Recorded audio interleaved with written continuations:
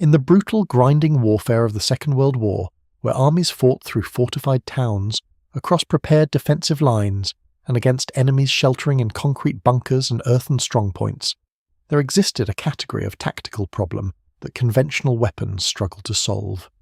A machine gun nest built into the corner of a stone building, its field of fire covering an entire street, could stop an infantry advance cold. A concrete bunker with a reinforced steel door, housing a crew of defenders with food, ammunition, and the determination to fight to the last, could hold up a battalion for hours and cost dozens of lives to overcome. A network of earthen trenches and dugouts, connecting a series of mutually supporting positions, could channel attacking infantry into carefully prepared killing grounds where they would be cut down before they reached the defenders. Against these obstacles, the standard weapons of the infantryman, his rifle, his bayonet, his grenades, and even his machine gun were often insufficient. What was needed was a weapon that could reach into these defended spaces, that could follow its victims around corners and into enclosed areas, that could make a fortified position untenable, not by destroying its structure, but by making survival within it impossible. What was needed was fire. The flamethrower, that ancient and terrible weapon, had been used in various forms since antiquity, and had appeared in modern warfare during the First World War. But the flamethrowers of that earlier conflict had been cumbersome, immobile devices that required large crews to operate and offered limited tactical flexibility. What British engineers developed during the Second World War was something different. A man-portable flamethrower system compact enough to be carried by a single infantryman into direct combat, capable of projecting burning fuel against targets in the confined and dangerous spaces of the modern battlefield. This was the AK-Pak, and this is the story of the weapon that brought fire to the infantry battle, of the men who carried it into some of the most dangerous situations of the war, and of the controversy and fear that this most primal of weapons generated on every battlefield where it appeared. The tactical requirement that drove the development of portable infantry flamethrowers emerged from the specific character of the defensive warfare that Allied forces increasingly encountered as the war progressed. In the early years of the conflict, when armies were still conducting the rapid maneuver operations of the Blitzkrieg era, the problems of static defensive positions were somewhat less prominent. But as the war matured and as Allied forces began their long campaign of liberation across North Africa, through Italy, and eventually across northwest Europe, they found themselves repeatedly confronting the same fundamental problem: how to overcome prepared defensive positions where the defenders were protected by cover, concealment, and often reinforced construction that made them virtually immune to direct fire weapons. Every fortified position presented essentially the same challenge. The defenders could only be killed or driven out by reaching them with some form of lethal force in the confined space they occupied, and most weapons were unable to do this effectively. Explosives were one answer, and they were widely used. Grenades could be thrown into bunker openings, and demolition charges could be placed against bunker walls. But grenades required the attacker to approach close enough to throw accurately, while exposed to defensive fire, and demolition charges required even closer approach, and the time to place and arm the charge, a period during which the attacker was utterly exposed. Artillery could destroy field fortifications, but the heavy concrete bunkers of prepared defensive systems often survived even direct hits from field artillery, and using artillery in the close quarters of a built-up area risked killing the attacking infantry as surely as it killed the defenders. Smoke could be used to conceal the approach of attacking infantry, but smoke did not neutralize the defenders and left them capable of firing at sound or at any break in the smoke screen. The flamethrower offered a different and in some ways uniquely effective solution to this problem. Burning fuel, projected in a stream toward an opening in a bunker or building, would flow into the defended space and ignite everything it touched. Unlike a bullet or a shell fragment, which had to strike a specific target to be effective, burning fuel would spread and fill whatever space it entered, making survival within that space almost impossible. The psychological effect was also significant. Fire triggered primal fear responses that few defenders could overcome through training or discipline alone. The sight and sound of a flamethrower operating, the roar of the ignited fuel, the intense heat, and the thick black smoke produced by burning petroleum created panic even in experienced soldiers who might have maintained their positions against rifle and grenade attack. Prisoners taken from positions that had been subjected to flamethrower attack frequently reported that it was the fire, not the bullets, that had driven them out. Britain had used flamethrowers in the First World War and had maintained some interest in the weapon during the interwar period, but the specific development of a compact man-portable system suitable for infantry use became urgent only after the combat experience of the early Second World War demonstrated clearly how often infantry faced the specific problem of defended enclosed positions. The Livens projector and other early flamethrower designs had been large, crew-served weapons that were difficult to bring forward in an infantry assault.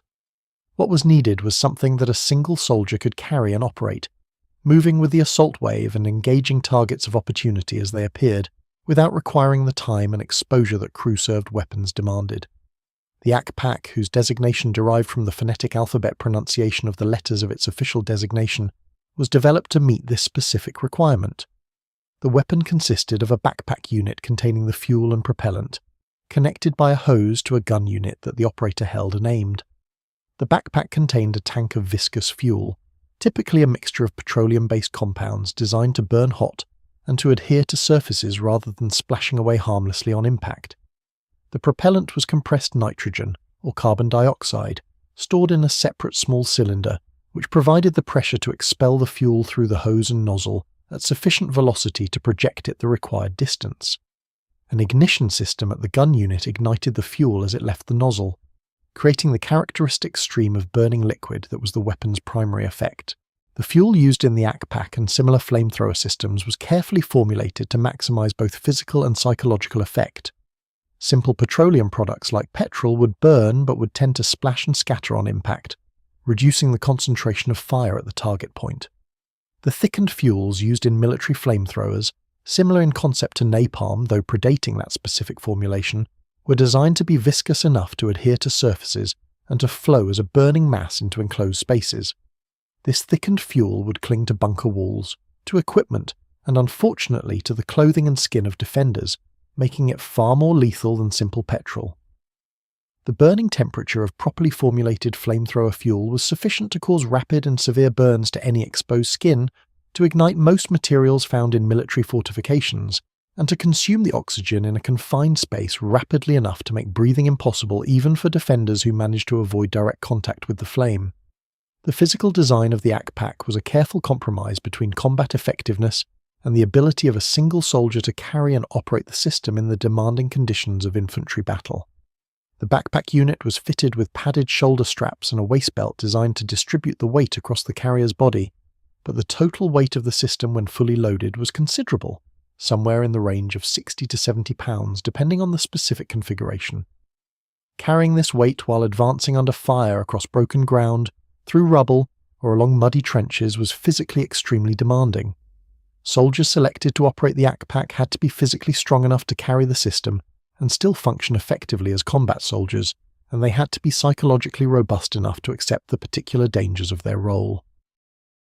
The dangers faced by flamethrower operators were significantly greater than those faced by ordinary infantry.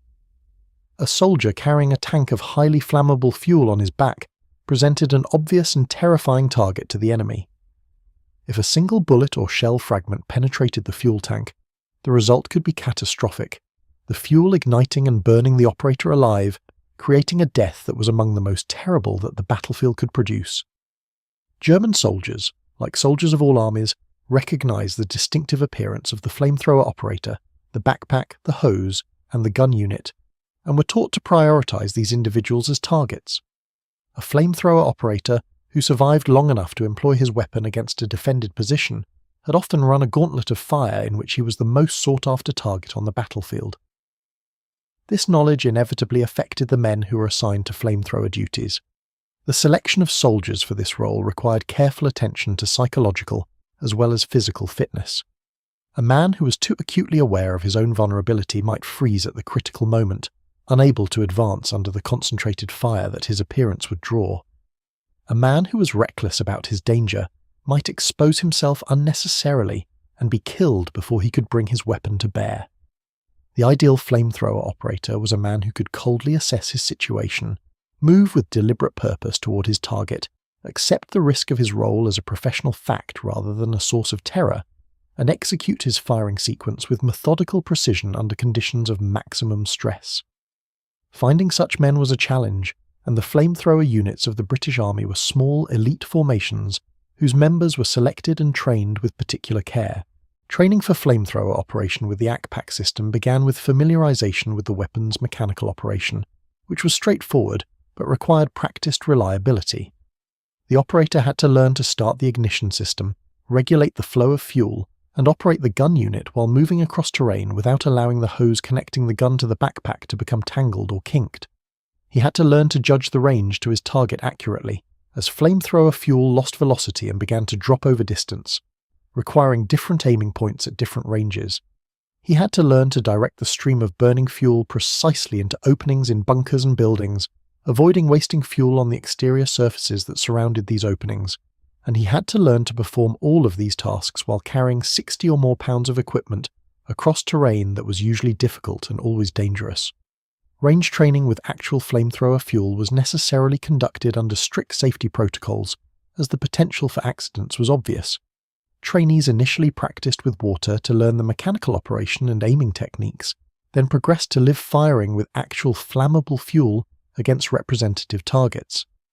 The live firing exercises were conducted at designated training ranges, where the ground could be cleared of fire hazards and where medical support was available in case of accidents. Seeing actual flamethrower fuel igniting against a target for the first time was invariably a visceral experience for trainees. The roar of the igniting stream, the intense heat felt at considerable distance, and the rapid destruction of the target material leaving no doubt about the weapon's lethality. This direct experience of the weapon's effect was part of the training's purpose, preparing operators psychologically for what they would do and see in actual combat. The tactical employment of the ACPAC in infantry operations evolved through operational experience in the various theatres where British and Commonwealth forces fought. In the western desert of North Africa, where much of the fighting occurred in relatively open terrain, the flamethrower was less commonly employed than it would be in more confined environments. The open desert provided defenders with fewer opportunities to create the kind of enclosed, fortified positions that flamethrowers were specifically designed to overcome. But as the war moved into the confined terrain of Italy, with its medieval towns, thick stone walls, and terrain ideally suited to defensive warfare, the flamethrower became increasingly valuable. The Italian campaign provided British and Commonwealth flamethrower operators with some of their most demanding and most significant operational experiences. The Gothic Line, the Winter Line, and the numerous defensive positions the Germans established along the spine of the Italian peninsula all featured the kind of fortified positions that conventional infantry weapons struggled to overcome. Stone farmhouses converted into strongpoints, monastery walls reinforced with machine gun positions, cave systems in the mountainsides used as ammunition dumps and troop shelters. All of these proved vulnerable to the flamethrower in ways they were not vulnerable to rifle fire, and even sometimes to artillery. Operators who could approach close enough to direct burning fuel into these positions could neutralize them in seconds, ending standoffs that had lasted for hours and cost many lives. One documented engagement from the Italian campaign illustrates the flamethrower's tactical significance and the courage required to employ it. A company of British infantry had been held up for several hours by a fortified farmhouse position occupied by a German machine gun crew and infantry supports. The stone walls of the building provided excellent protection against rifle and Bren gunfire, and artillery could not be brought to bear close enough without endangering the attacking infantry. An ACPAC operator was brought forward, and with supporting fire from the rest of the company suppressing the building's windows and doors, he advanced across open ground to within approximately 40 feet of the building's main entrance. Under fire that wounded him before he reached his firing position, he directed several bursts of burning fuel through the doorway and a ground floor window. The fire spread rapidly through the interior, and within minutes the surviving German soldiers were attempting to surrender or escape through the building's rear. The position that had held up a company for hours was cleared in minutes by a single operator, willing to accept personal risk to close with his target. The psychological impact of flamethrower attack on defending soldiers was a subject of considerable military interest and post-war analysis. Interrogations of prisoners captured after actions where flamethrowers had been used consistently revealed that fire produced a qualitatively different fear response from other weapons. Soldiers who had maintained disciplined resistance under artillery bombardment, machine gun fire and grenade attacks sometimes broke and fled at the first sight or sound of a flamethrower being employed. The visceral, primal terror of fire, rooted in the deepest evolutionary responses of the human nervous system, could override the trained discipline that kept soldiers at their posts under other forms of attack. This psychological effect, independent of the physical damage the weapon caused, made the flamethrower a force multiplier whose impact exceeded what could be calculated from its mechanical capabilities alone. But this same quality, the terror that flamethrowers produced and their particular lethality against personnel, made them among the most controversial weapons of the war. The laws of war as understood in the 1940s did not prohibit flamethrowers, but their use generated intense moral debate among both military personnel and civilian commentators. The manner of death caused by a flamethrower, burning alive, was considered by many to be uniquely terrible, a form of suffering that went beyond what was acceptable even in warfare. German military commanders occasionally threatened reprisals against captured flamethrower operators, and there were instances where soldiers taken prisoner while carrying flamethrower equipment were treated with particular brutality by their captors. Allied commanders were aware of these risks and provided guidance to their forces, but in the heat of combat, rationality about the legal and moral status of weapons was sometimes overwhelmed by immediate emotional responses. The question of whether flamethrower operators were legitimate targets for particularly harsh treatment if captured was never satisfactorily resolved during the war. The legal framework of the Geneva Conventions protected prisoners of war regardless of the weapons they had carried, but the emotional reality of soldiers encountering prisoners who had wielded fire against their comrades was more complicated. British commanders instructed their flamethrower operators to abandon their equipment if capture was imminent, both to avoid the risk of particularly harsh treatment and to prevent the equipment from falling into enemy hands. This instruction acknowledged the practical reality that carrying identifiable flamethrower equipment in a position where capture was possible was especially dangerous, whatever the legal protections theoretically available. The use of the ACPAC extended beyond the European theatre to operations in the Pacific and Southeast Asia, where British and Commonwealth forces encountered an enemy whose defensive philosophy made flamethrowers particularly valuable. Japanese defensive doctrine emphasized the use of cave systems, tunnels, and deeply dug bunkers that were virtually impervious to conventional weapons. Japanese soldiers were trained and indoctrinated to fight to the death rather than surrender, and they fulfilled this commitment with a consistency that made the clearing of each defensive position a costly and time-consuming operation. Flamethrowers, which could send burning fuel into cave openings and tunnel systems where other weapons could not reach, proved effective against these positions in ways that nothing else could match. The psychological terror they produced was somewhat less decisive against Japanese soldiers than against European ones, as Japanese training specifically addressed the possibility of death by fire and encouraged acceptance rather than flight. But the physical effects remained equally lethal, and flamethrowers became standard equipment for British and Commonwealth units conducting operations in the Pacific Theatre. The ACPAC was not the only flamethrower system used by British forces during the war. The larger and more powerful Crocodile, a Churchill tank modified to carry a flamethrower in place of its main armament, with an armoured trailer containing 800 gallons of thickened fuel, provided a much more heavily protected and longer-range flamethrower capability. The Crocodile could project burning fuel at ranges of up to 80 yards, and was protected by the full armour of a Churchill tank, making it far less vulnerable than an infantry soldier carrying an ACPAC. The two systems were complementary rather than competing. The Crocodile could engage fortified positions at longer range and from the protection of armour, while the ACPAC could follow infantry into confined spaces where a tank could not operate. Both had their role in the combined arms team that Allied forces developed for overcoming prepared defences.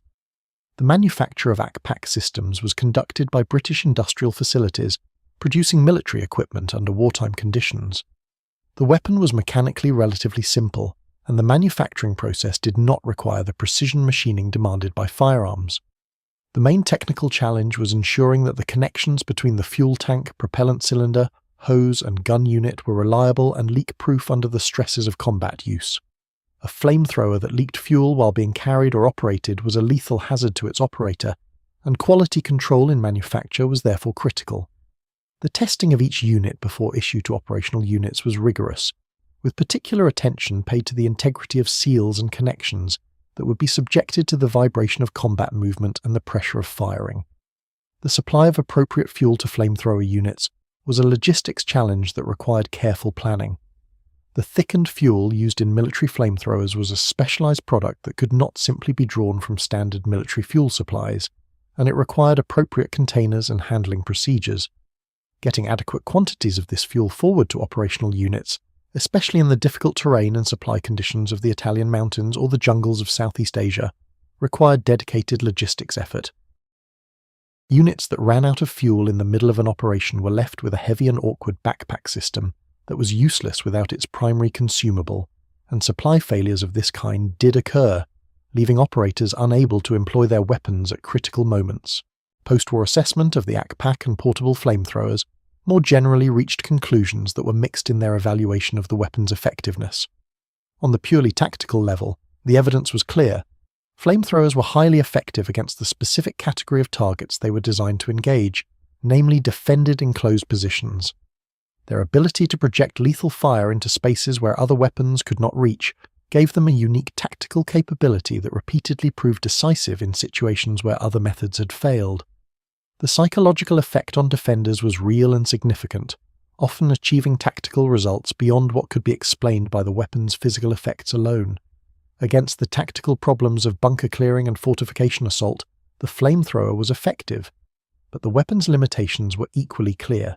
Its range was short, limiting its employment to situations where the operator could approach very close to the target. Its fuel capacity was limited, restricting the number of firing bursts available before the weapon needed refueling. Its weight was high, reducing the operator's mobility and endurance. And the operator's vulnerability, heightened by carrying inflammable fuel and by the priority enemy fire, would assign to eliminating the flamethrower before it could be used, meant that the cost in casualties among flamethrower operators was disproportionately high relative to their numbers. The weapon was effective but expensive in human terms, and these costs had to be weighed against the tactical benefits. The controversy surrounding flamethrowers continued well beyond the Second World War. Post-war international discussions about the laws of armed conflict repeatedly returned to the question of incendiary weapons, and eventually the United Nations Convention on Certain Conventional Weapons in 1980 included protocols limiting the use of incendiary weapons against civilian populations, though not prohibiting their use against military targets. Modern military forces generally retain some form of incendiary capability, but tend to employ it in more sophisticated forms than the direct projection flamethrower of the Second World War era.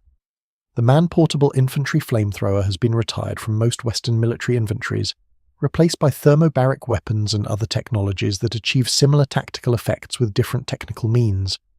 The men who served as ACPAC operators during the Second World War carried with them for the rest of their lives a complex legacy.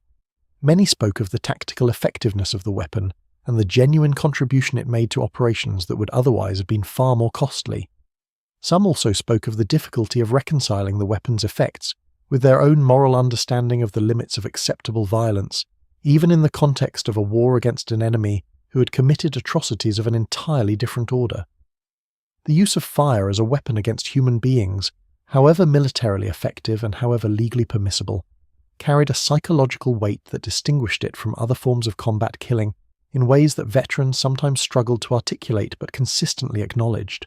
The ACPAC now occupies a specific and somewhat uncomfortable place in the history of Second World War weapons.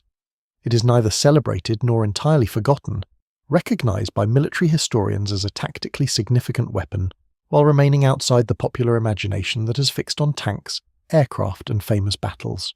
Surviving examples are preserved in military museums, where they provide tangible evidence of a weapon that was as controversial as it was effective, that terrified enemies as it endangered its operators, and that represented one of warfare's oldest and most primal elements, brought into the mechanized age of total war. The men who carried these devices into battle, who ran toward defended bunkers with fire on their backs, deserve to be remembered for their courage, even as the weapon they carried continues to raise difficult questions about the relationship between military effectiveness and the boundaries of acceptable violence in armed conflict.